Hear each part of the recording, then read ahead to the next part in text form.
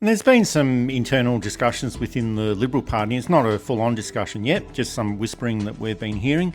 And there's a little bit of disquiet about Peter Dutton and the electoral prospects of the Liberal Party. Now, we've always suggested that Peter Dutton is not the right person to lead the Liberal Party at this point of time in its history, but there was nobody else who wanted the job just after a big election loss, and there was nobody else who was leadership material. But Peter Dutton at the moment is just not getting any traction, and it seems that the perceptions of Dutton as the hard man of politics, they're set and they're unlikely to change, and this is at a time when the electorate is looking for a softer and less brutal side to politics. And in the latest opinion polls, and that's from Newspoll and the Essential poll, Peter Dutton still has a very high negative rating, and that hasn't changed very much at all since he became leader.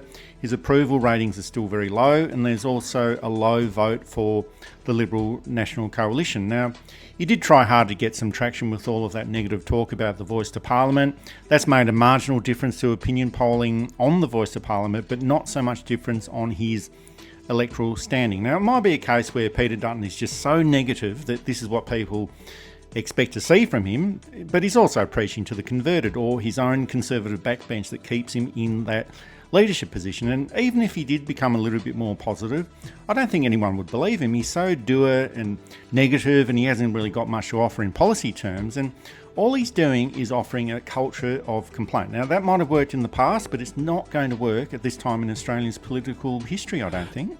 No, there's too many alternatives to the main information.